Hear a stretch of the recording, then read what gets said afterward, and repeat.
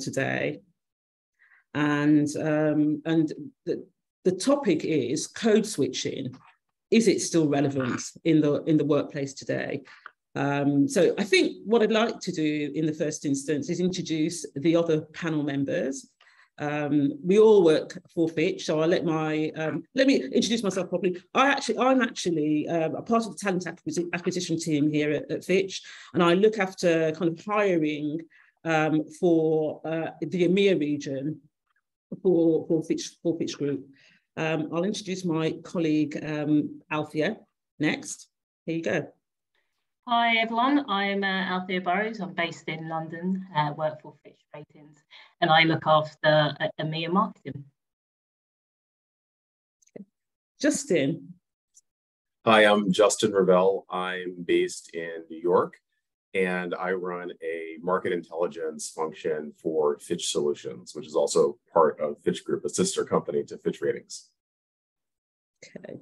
So this is the panel. I think I should probably explain to you how I came across this topic.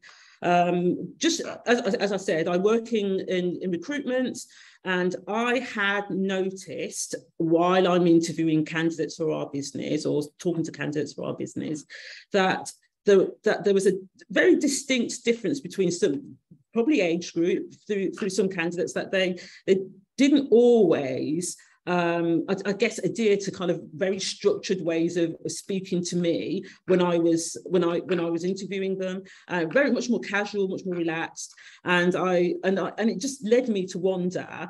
Oh, when I was growing up as a child, when I was growing up, I was told that this is the way you behave at work, and this is the way you behave at work. It was very active, telling me how I should behave. And definitely, I was very much aware of code switching, so switching from one group to another, in either at school, at work, play, just in different places. And I just wanted to explore that a little bit more. I know it's really prevalent to people of colour, to the Black communities in both the US and in the UK. So that's where it came from. I think at this stage, really what I want to do is kind of give you a definition. The word code switching actually comes from a kind of linguistics, and the definition, the Oxford English definition is: it's the practice of alternating between two or more all varieties of language in conversation. So it's a very kind of structured way of looking at, and it was really applied to people that spoke more than one language, and they would switch, and the way that they would switch from one language to the other in order to be heard, understood, comfortable. And so the kind of tradition of it has come from that. But we've seen a progression of this, or a development of code switching. It's very much seen as, and I guess for this conversation, we really want to focus on the Black experience as well. So we are going to take it we are going to look at code switching from the Black experience, but not ignoring the fact that that the word itself, or the definitions itself, came from the linguistic traditions of people, of different people having dual languages and communicating in that way. So that's what I wanted to say. I think when we initially announced that we were going to do this, someone within the organisation said, I hope you're going to pay some attention to the linguistic background that this came from. So that's really where we're starting from, and that's why we're having this conversation today. Okay. Right. So we've talked about the definition of it, the practice of alternating between different languages, but generally we code switch to identify with a particular social group. Most of the time it's unconscious. We don't even realise we're doing it. It's quite subtle, but it isn't just about language. We now talk about, we use it as Black people, I guess, use it as a tool to protect themselves in the kind of wider society, but also as a way of And really, what they're doing, what we do now, is really, it's not just about language, it's also about, you know, our behaviour, you know, how we feel, how we react in different situations as well. So it's really about all of those things. And I guess really what I want to do at this point is really introduce ask the panel a few questions and just ask them to tell us a little bit about themselves, about their experiences in financial services and how they have code switched. So Justin, can I start with you? Yeah, absolutely. So first of all, really happy to be here, and I think it's a great topic to discuss, and really look forward to hearing some of the questions that you all have later today. I think I'll start by just giving a brief background of how I got to where I am today. I've always worked in financial services or just adjacent to financial services. And for me, that was coming straight out of college or out of university. And I can recall very clearly when I first stepped foot onto the floor of a financial services firm, kind of what was going through my mind, whether it was part of the interview process or when I was coming in for my first day or my first week. You know, what was I internalizing? What was I thinking about in terms of how I was being seen, how I was presenting myself, and maybe how people viewed me being on the floor or being in those situations. But I think I'll start with something that my father shared with me before I started work. And he had, you know, he's now retired, but he worked for 40 years or so in various professional services. And he gave me a couple of important pieces of advice that I've carried to this day. And it really was, I think, a tie back to his experiences in the workplace as a Black male. And he talked to me about the importance of how I carried myself. You know, I'm a tall guy, I have a big voice. And he talked very specifically about really understanding my presence in a room with other people, right? How close am I standing to them? How loud is my voice? I mean, he even talked about how deep is my voice, and could that be potentially alarming or concerning to somebody. He shared a story of one time he walked into a room and there was a woman in the room that had her back to him, and he used his normal voice and she kind of jumped and she was a bit startled. And so from that experience, he started to modulate his voice a little bit higher so that hopefully it wasn't as jarring or as alarming. And that's something that I took in to my early days of my work experience. So that's one piece I wanted to share that was really top of mind for me when I first started working. The other one is when I was in college, believe it or not, I had hair. Those days are now long gone, but I grew out my hair in college and university, and that was part of my expression. I really enjoyed it.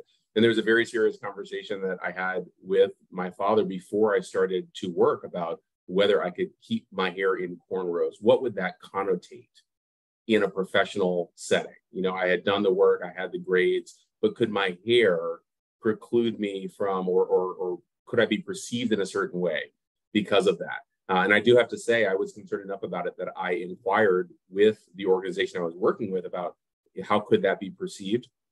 And the response I got was, we're not hiring you for your hair, we're hiring you for your brain. And so that was an interesting juxtaposition, right? I had a family member telling me it's so important the way that you look and how you present yourself. And on the other hand, I had a senior member in the organization saying, you know, we want you for your mind. And so I've always thought about those things. I've kind of carried them in my career. And I'd say fast forward now, and I'll pause for a moment and pass over to Althea. I think the way that I think about code switching has shifted as I've gotten a little bit older, as I've progressed in my career. But I'll absolutely say it's something that I'm still very much conscious of, physically and in terms of my behavior and interaction with colleagues. And my hope going forward is that maybe it's not as something that the next generation has to think as much about, but I'll say that it's something that is still very top of mind for me in a lot of my workplace interactions. Okay. Althea, please introduce yourself as well. Sure.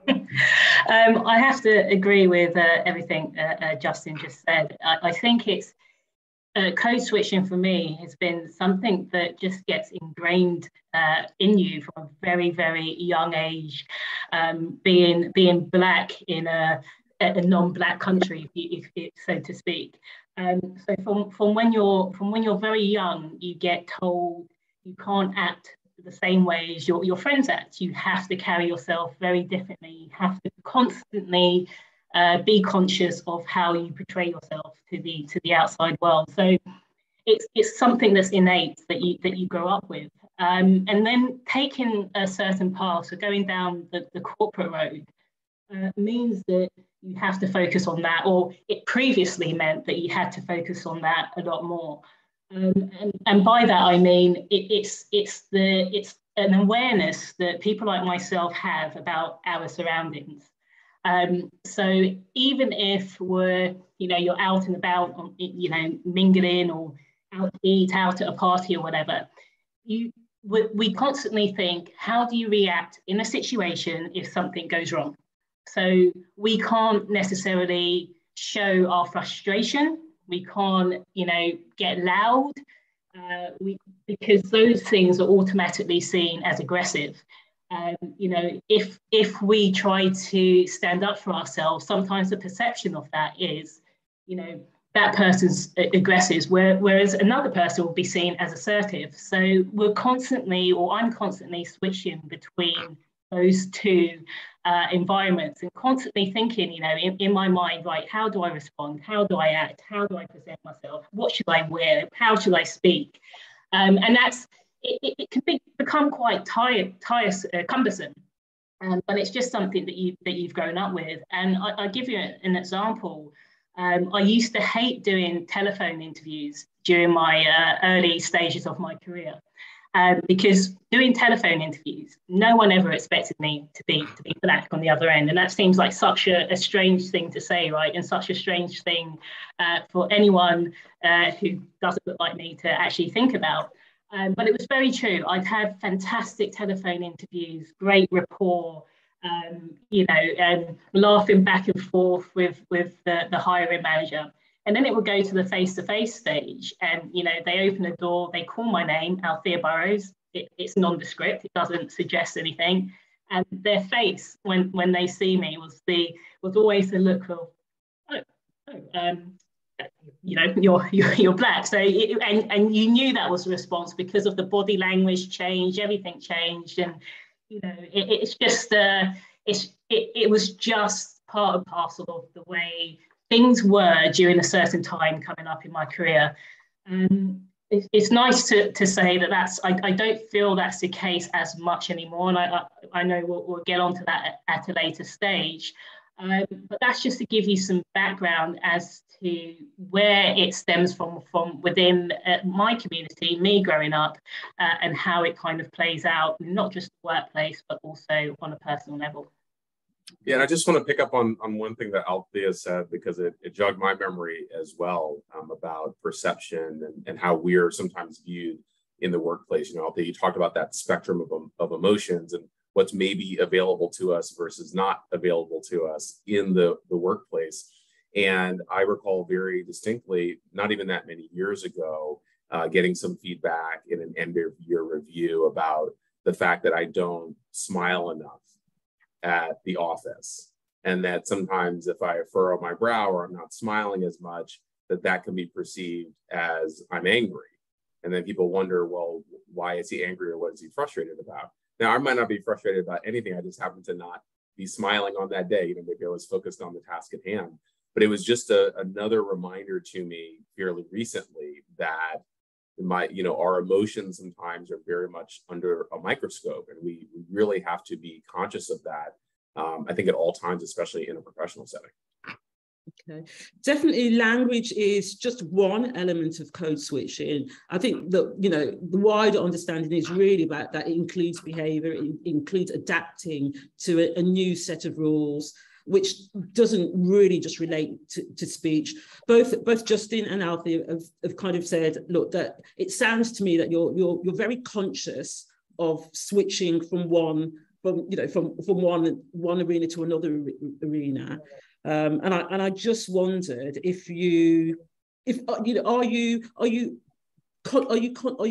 are you physically conscious of doing that? Justin, you've already said you are, but Alfie, are you physically conscious of doing that as you go from room to room? Is it an unconscious? Yeah, and it's a sad thing to say. I'm just so used to it now, and that's probably a sad thing to say, that I don't even pay it too much attention now because it's just my natural, I just naturally shift when I have to. And as I mentioned previously, you know, my mind's always going a million miles an hour to think, right, how do I present myself now in any situation, you know, whether it's a networking event, whether it's a meeting or whatever it may be. And that goes, you mentioned about hairstyles, right? And that's part of code switching as well.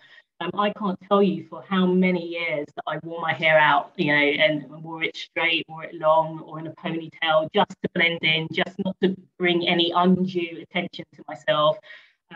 Because that was a way that I could fit in with the corporate world and not be seen as different, because there's so many other things that you're battling against, just trying to exist and do your job. You don't really want to call yourself any real attention to yourself. So you do tend to meet yourself in terms of your physical appearance too. And I think I've told this story before, which is that when I first started wearing braids to work, the first time I attempted to just wear a natural braided style, my boss, who was the CEO of the company, you know, turned around and said, "Oh, that's a very ethnic hairstyle." And that just, you know, it totally just kind of, my confidence dropped, and I felt so exposed in that one comment that I never did it for years, because I just thought, right, I don't fit in, I can't do that, you know. So now I think with the environment being the way it is, I wear it with pride, and I wear it all the time now, because, you know, why not? It's part of who I am. It doesn't define me, but why should I hide that piece of me anymore? So yeah, I think the physical elements is definitely there, as well as the language element.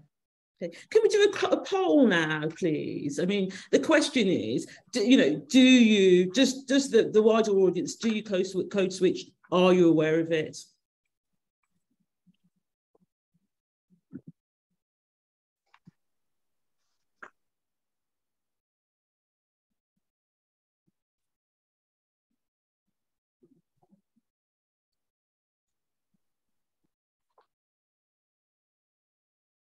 Sorry, I didn't mean to go quiet there. Just look at the poll numbers coming through.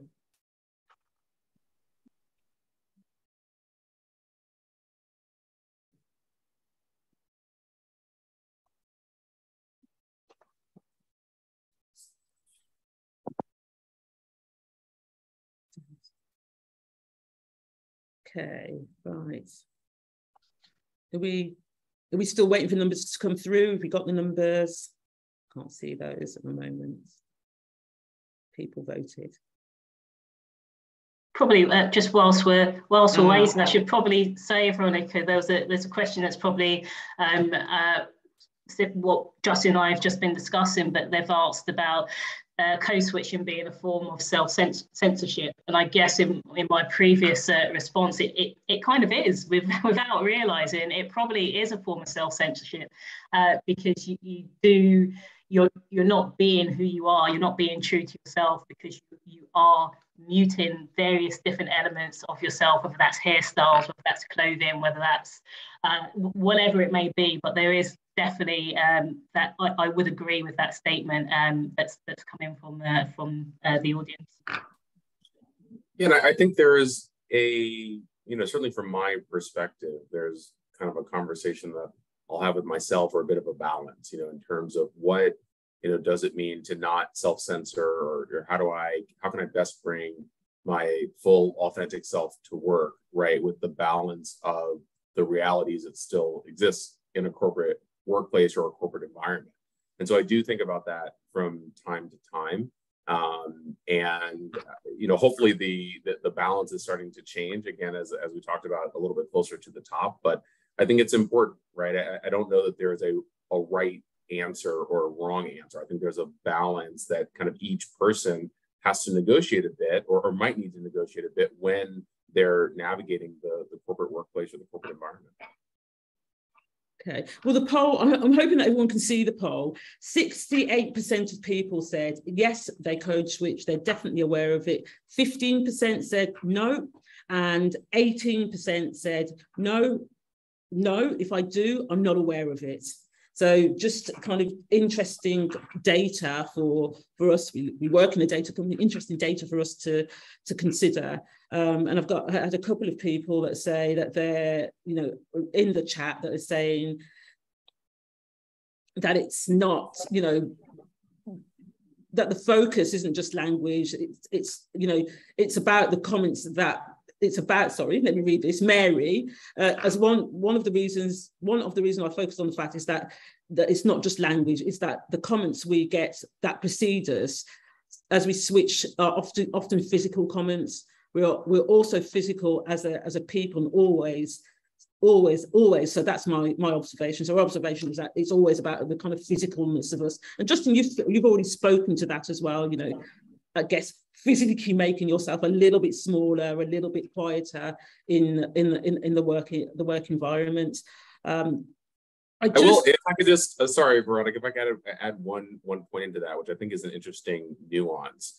You know, I think certainly in my professional career, there have always been fewer people of color that I work with than not.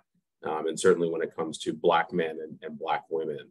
And I have found over the course of my career that community of people who look like me, who have had a similar experience as me, you know, there's an opportunity to at times let that guard down a little bit. So when I'm with some of my Black colleagues that I work with, and maybe we're having a conversation together, you know, I find that I can relax a bit, right? Maybe I'm not as focused on that physical presence because I'm in this perhaps safer space. And again, I don't know that I'm conscious of doing it, but I do notice that when I have, you know, there's a group of us together, you know, we can communicate in a way that feels very, very authentic to us, perhaps without having to think as much about, okay, is this exactly how I would engage with someone who isn't Black? Okay. Some of the research I looked at when I was kind of researching this just for myself, I mean, the BBC had a whole section on there, and it said, and just talking about the fact that code switching can be harmful to people of colour, and research shows that it hinders our performance and increases and can increase burnout. What's your kind of thoughts, feelings on the kind of hindrance of having to code switch specifically in a work environment? Yeah, it can be quite well, again, just because it's innate now, I'm used to it. But I guess if someone was to look into it, it's probably quite a stressful situation to be in, because imagine if, you know, someone, if before you answer anything, you're constantly thinking, how should I answer this? For example, there was a situation at a previous job, and, you know, someone asked me what my opinion was on an incident that had happened. And so I gave my point of view, and his comment was, Althea was so articulate in her response, wasn't she?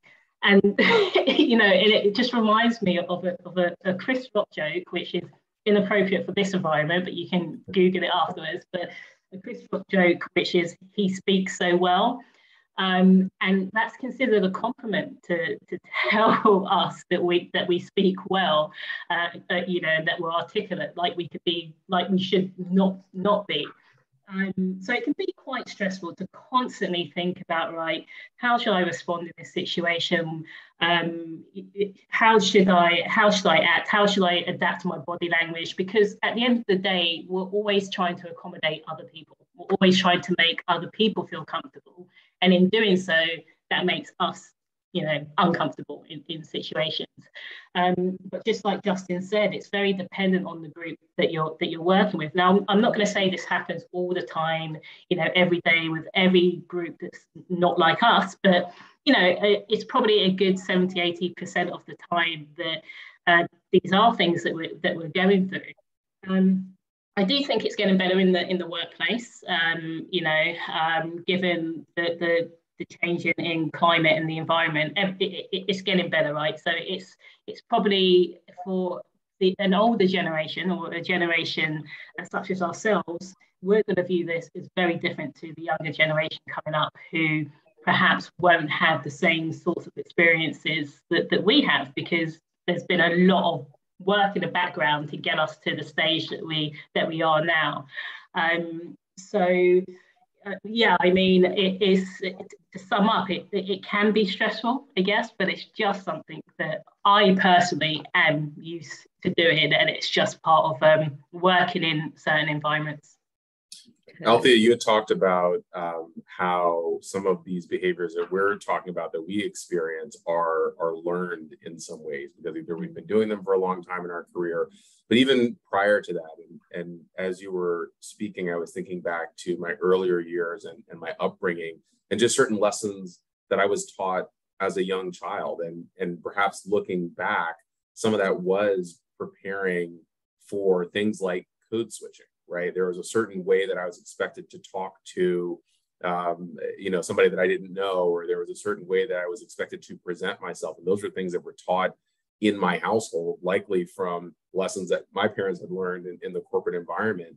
And I think that is part of why some of the code switching that happens, or that's happened for me, hasn't felt like as big of a shift back and forth, or as much of a jolt. Because in some form or fashion, I've been doing a lot of this for most of my life. It might not have been in a corporate setting, but it was in some setting that I was engaging in that way. And so I think that, certainly those previous experiences have impacted how I think about it today, and where I choose to, or when I can kind of pull back perhaps on some of the frustration that I otherwise might have. And you talked about the "you're so articulate" comment, and it's true. I think many of us have heard it. I almost feel like we need to pull on this call to see how many times it's come up for other individuals that are listening. But I think I've also heard it so many times that I've consciously chosen to leave that aside.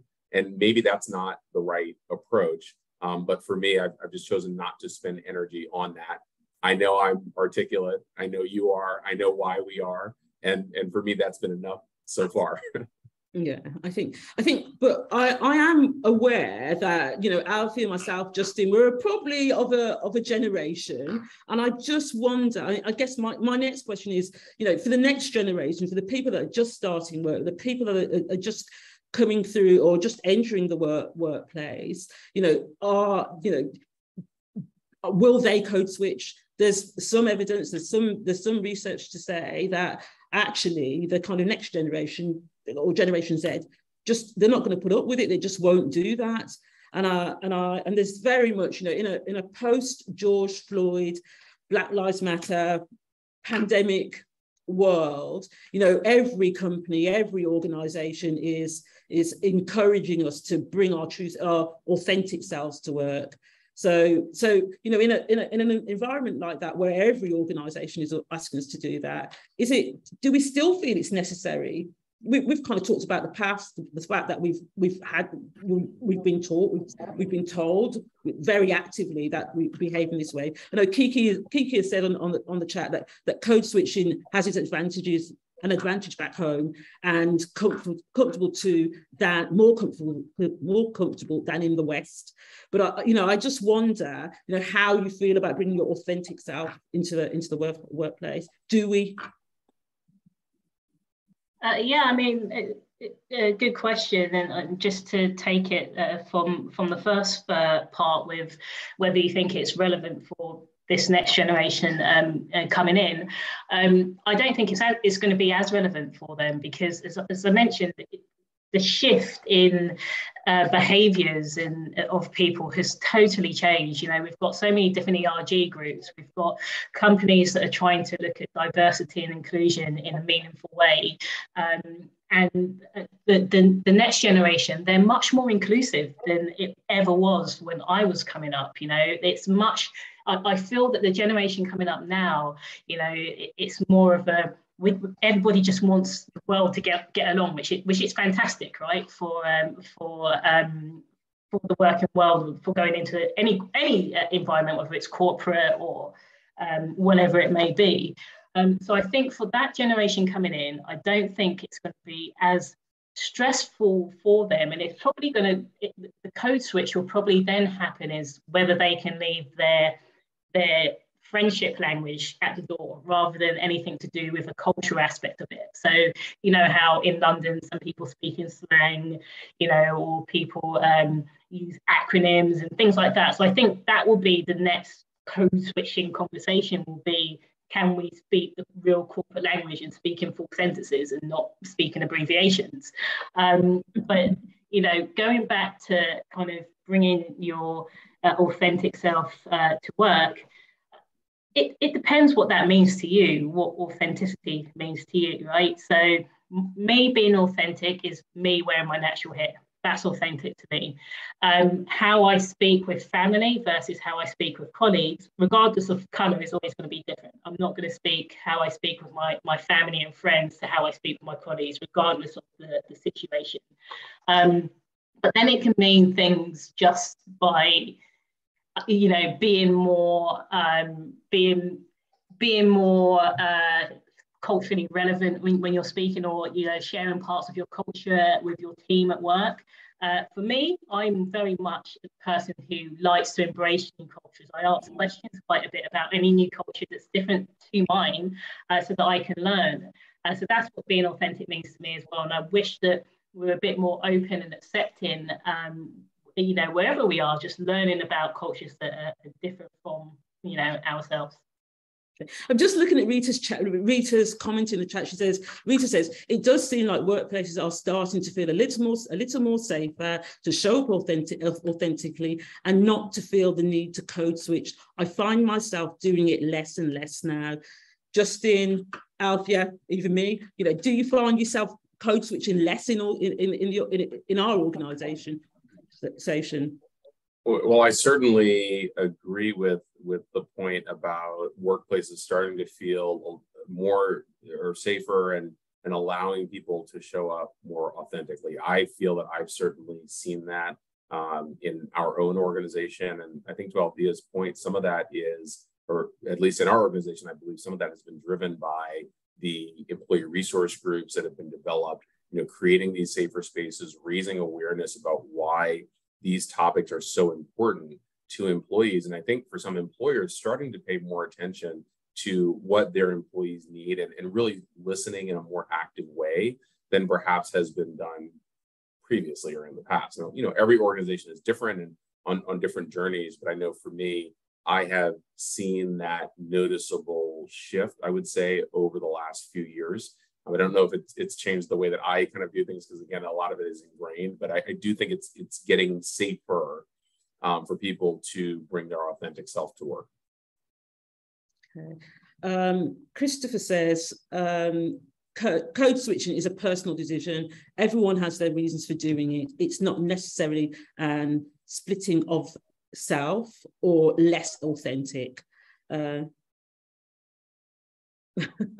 And someone else, Mario, says that a lot of the younger generation are perpetuating the same stereotypes, or at least in Toronto. So, Mary, I guess you're from Toronto, and you're feeling that those stereotypes are coming through. So, I'm literally just feeding through some of the kind of comments in the chat. Mary A also says, I refuse to code switch from a young age, even if it has in some cases held me back. I'd rather be authentic and acknowledge that an environment is not for me and leave it behind. Well, you know, good for you, Mary. I think that as a recruiter, I'm always saying, you know, this is a two-way process. You're going into an organization, you're looking at that organization and making a decision about whether that organization is right for you. And if you feel that you don't feel that you're going to be able to bring your authentic self or be yourself in that organization, I think everyone has a right to go, that's not for me. I'll move on. I'll be somewhere else. But I am interested in just kind of understanding how comfortable people feel about being their true self in the workplace. We talked about, Justin and Alfie both talked about, you know, their hair. You know, everyone. Well, black hair is such a political, it's such a political cause. We can have a whole other webinar on black hair, but we definitely, I definitely think today I was thinking, is this going to be, is this the right look? Am I going to feel right with this look? Just on a day-to-day basis, you feel that way when you're kind of presenting yourself in a more corporate environment. But how comfortable do you feel being yourself in the workplace today, Justin? Yeah, well, I'd like to go back to Christopher's point about the code switching being a personal decision and everyone having their reasons to do it. And I do think that bringing one's authentic self, right, doesn't necessarily have to be a kind of a binary type of situation. I think there could be a bit of a sliding scale or a bit more of a pendulum when you think about authentic self. For me, I think about my focus on diversity, equity, and inclusion, right? That is something that's very important to me. I personally feel like I have a responsibility to drive progress in my organization, and I'm doing everything that I can to move that forward. And for me, that's part of being authentic. That's part of recognizing that this is something that's important to me. Perhaps earlier in my career, I might not have been as involved as I am now. I might have said, I really should just be focusing on the work. I want people to see my work output as opposed to some of these other components that now a bit further into my career, I understand are really critical, not only for me personally, but trying to create the type of environment that I think we need in our corporate workplaces for everyone to thrive. And so that's part of my authenticity, is saying, I'm going to do the work. I'm going to be part of the change to drive progress around diversity, equity, and inclusion. And so that's how I choose to think about bringing my authentic self to work. Althea, do you want to address the same question? Yeah, I mean, I think I agree with a lot of the comments in the chat that it is it's a very individual thing, and authenticity means something different from one person to the next.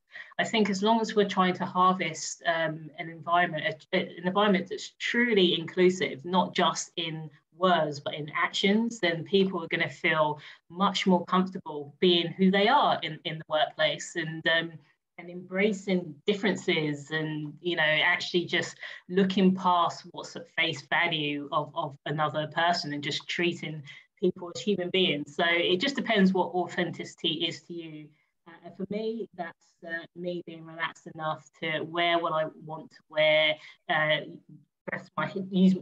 my hair how I want to have my hair, and just be a bit more relaxed in my approach to many situations.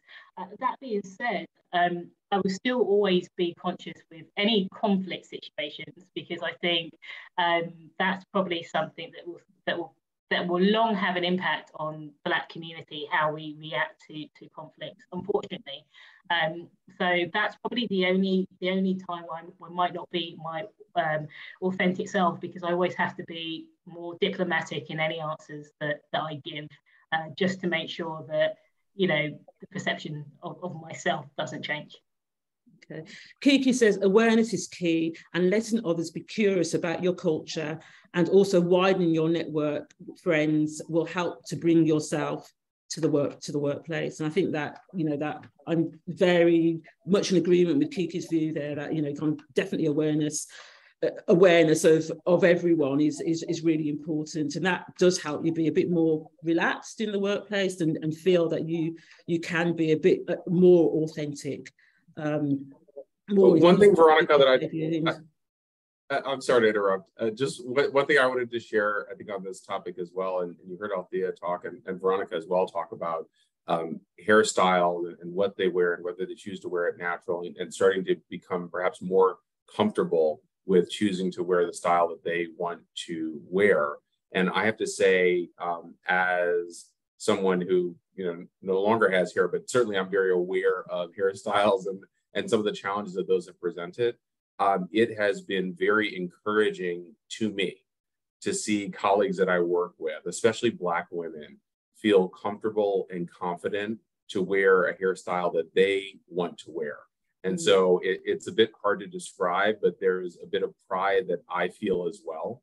And in seeing those changes and in seeing you know, these strong Black women, you know, take really control of that narrative, that I think has also had a positive impact on me. You know, I'm visibly seeing some of the progress that's being made, and that perhaps encourages me as well to say, okay, this is a safe space, and encourages me to be my authentic self. So I just wanted to raise that, because that has been something that's been very noticeable for me even over the last year or two. And there's just a sense of pride that I feel, you know, seeing Black women that I work with have that confidence to wear the hair and the, you know, the amazing style that they wear. And so as an observer of that, you know, that's been incredibly encouraging for me. If you noticed it in men, in Black men as well, I mean, I know there are less of you in the organization, but have you noticed that as well in the kind of males in the organization? It's a good question. I probably noticed it maybe not quite as much, although I do have to say, in my very first job that I had that I talked about a bit earlier, there was a Black man that sat next to me who was a year or two older than me, and he wore dreadlocks.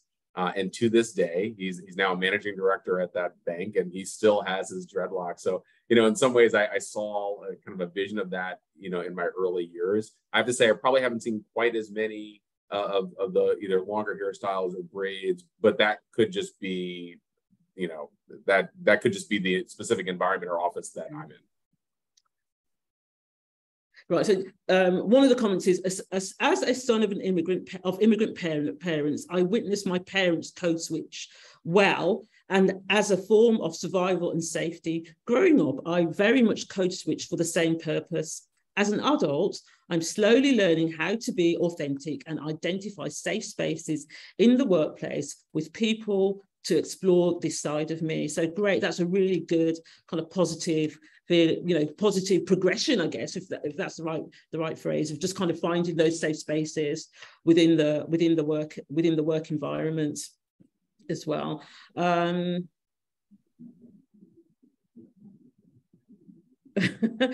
Mary A says, there's a wonderful Black man at Google with his dreads, and I love that he's authentic. He uses his authentic self there.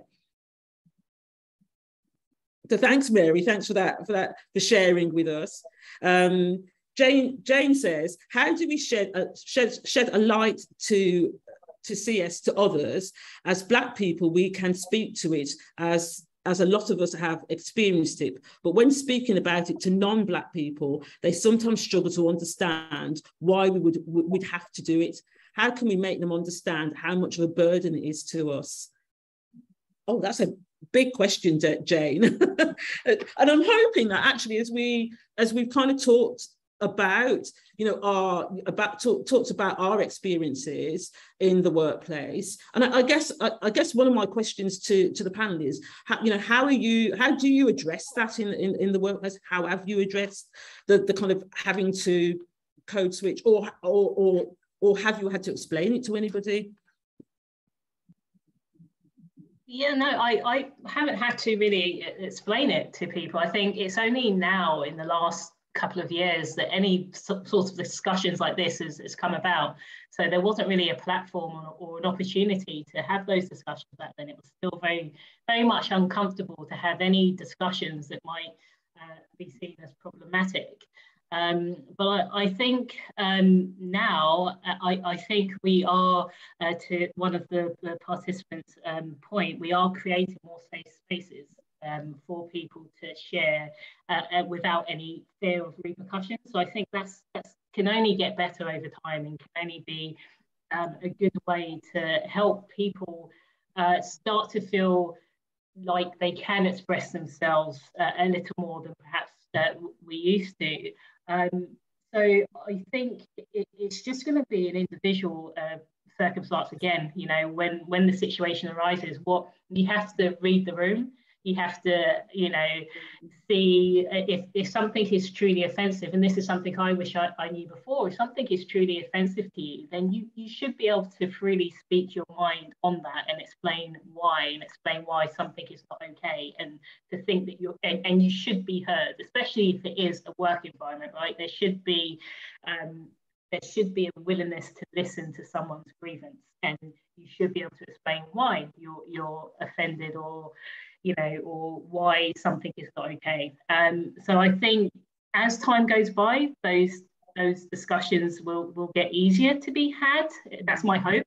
It's my hope that, you know, when companies speak about this inclusiveness and diversity and everything, that they actually really follow through. So it's not just words. It stops being a tick box exercise, and it's actually meaningful and taken seriously. So that can only come with time, and that can only come through continued discussions like this and encouraging our allies to join these things as well. So it's no good if we as a community are always talking about this, because we know all the issues we face. We live it, we breathe it, you know, we're part of it every day, but we need to get the allies on this call, get them champion the message as well, and get it filtered from the top down.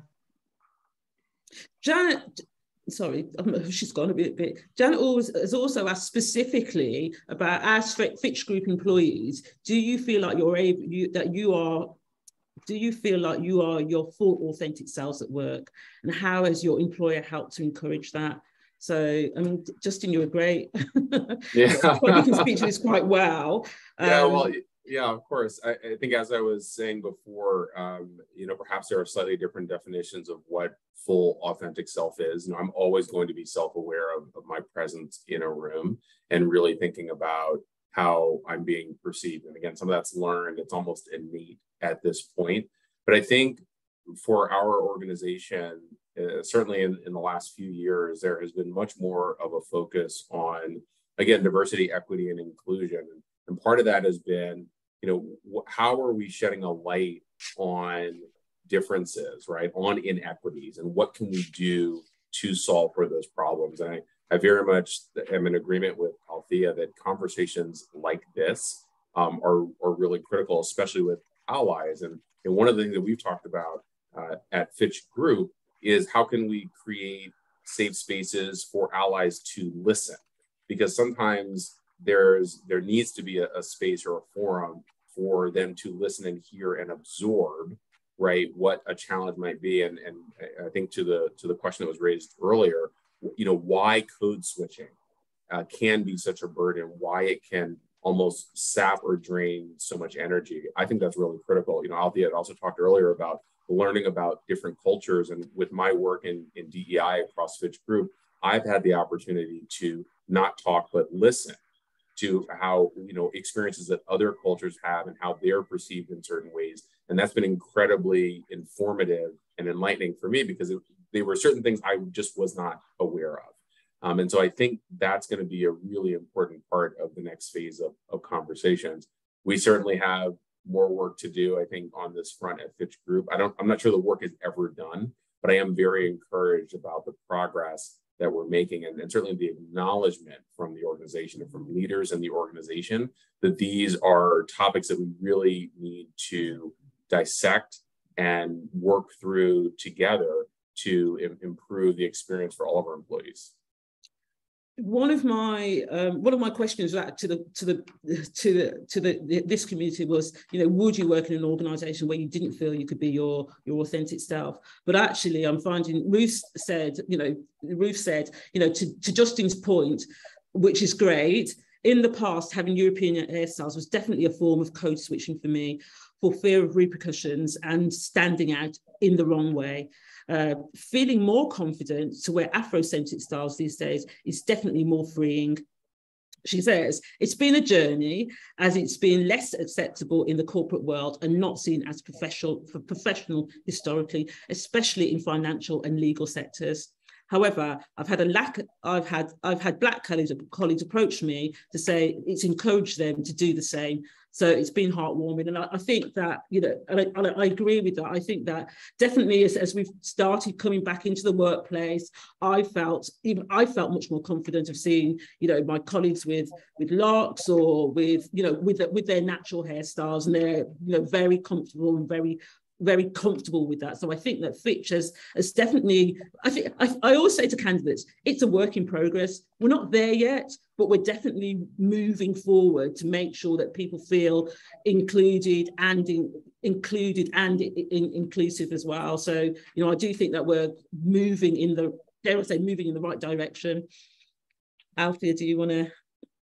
Yeah, no, I agree. I think it's a combination of working at Fitch and being at the stage I am at my career as well. So I'm much more confident within myself at this stage of my career, knowing who I am as a person, and knowing, you know, just what I am willing to stay silent about and what I'm not, and versus to perhaps how it was when I was growing up, when I was naive and would never open my mouth and never say anything. But you know, Fitch, I feel, do try to create a nice, safe environment for the most part. I mean, I'm speaking directly with just for my own team perspective. I work in a wonderful team at Fitch, and I'm fortunate enough to have some wonderful colleagues. So I never feel any type of exclusion from within my direct team, and I think that's a lovely situation to be in. And I'm aware that that's not always the case for other people, and that's not been the case in many other organisations that I've worked at, where I very much had casual racism on a daily basis, and then always had to filter myself to fit in with a culture that was foreign to me, that was different. So coming to Fitch and being around a nice environment is very freeing. We probably still have a long way to go as an organisation to really champion our D&I message, you know, and really start to have activities around that. But this, you know, these things in partnerships with BYP and doing webinars like this is a step in the right direction. And so it's important to acknowledge those good points along the way. But yeah, just back to working in my team, you know, I love finding out about the different cultures of everyone who's in my team, and I love them asking me questions as well, because that's the way we learn, that's the way we grow, and that's the way we move forward.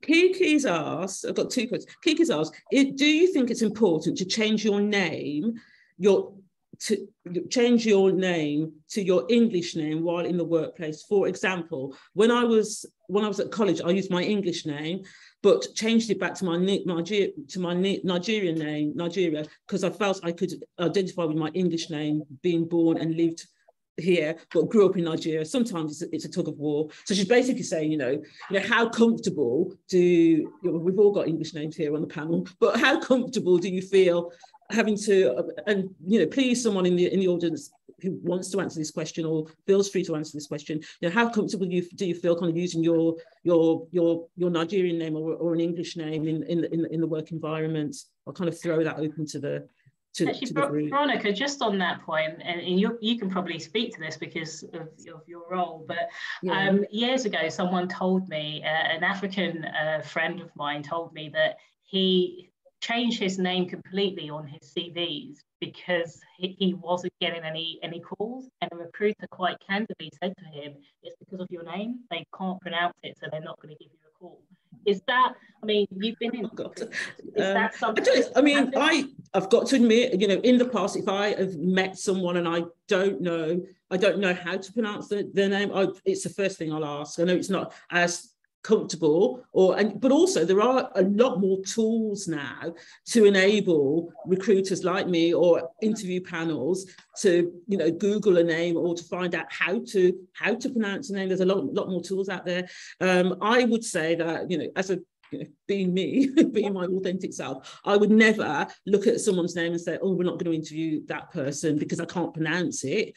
You know, you go out and ask people, and to be honest, if they've got the skills and the experience, I'm much more about putting those people in front of the manager, regardless of their names. Lots of companies use kind of blind CVs or to remove names from CVs so that kind of hiring managers don't see that information, and I think that's a really useful tool to use to help people in the environment. I haven't, you know, personally, I've not done that, but I do know that, you know, using an English name or using a more English name, like you, Alfie, I'm sure that, you know, I've turned up at interviews and people have thought, oh, that isn't who I expected to be there, to be coming through the doors.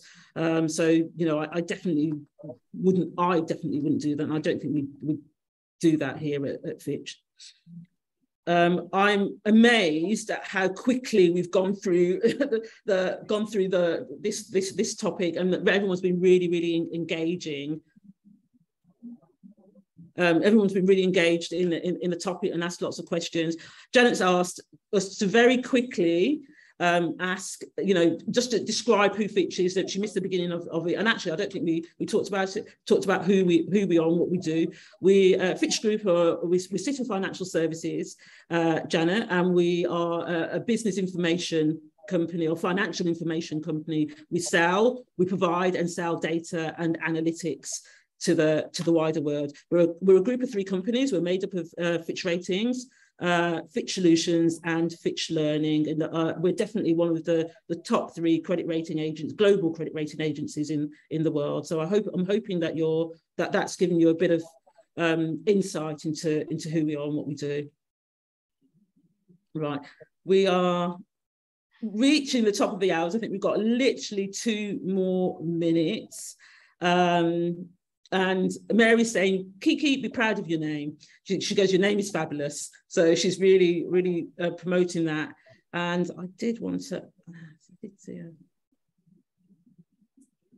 and I've got another person who says, I've interviewed many talented graduates who have all the skills, yet are unable or unaware of the importance of code switching in the form of an interview. Gen Z candidates and millennial interviews view code switching very differently. And I think that's true. I think that is actually true, because I wonder whether it's worth making recruitment processes much more inclusive and defining professionalism or additional support to BAME candidates would be considered. And I think that as an organisation, that's definitely something we're looking at, we've looked at, we're investing in, and definitely any of the kind of Gen Z Gen Z people on this webinar, really interesting to hear your views and your thoughts on this as well. I mean, my final question is going to be, the premise of this webinar was, is code switching still relevant in the modern workplace? And I guess we kind of want a question, a show of hands, a question on that. Do we still think it's relevant in today's environment? I think we've come a long way.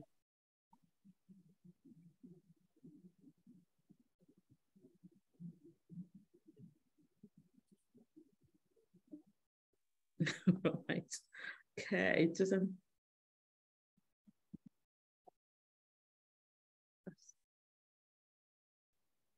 Right, I think I'm going to pass back to Vanessa at BYP to close for us if no one's got any more questions.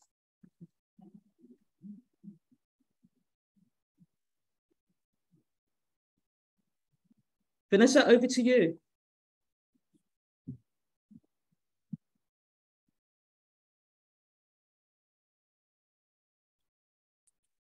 Maybe we lost Vanessa. I think we've lost Vanessa. I'm back. Sorry, guys. No, literally dropped out as you was asking the final question. But I did catch everything else that was spoken about. And I just want to thank you all for such amazing conversation. We can tell from the conversation in the chat box how engaged everyone was and how such an important conversation this is. And I hope that everyone has taken some nuggets to go home with, to take back to colleagues, friends, and just continue this conversation about code switching. After this webinar, so probably tomorrow now, you'll get a follow-up email, which will have a link to the recording for the webinar. When you close this webinar, it will come up with a quick survey, 5 questions really quickly, if you don't mind filling that out on your way out. And we'll just continue to, in that follow-up email, give you some more information about Fitch also.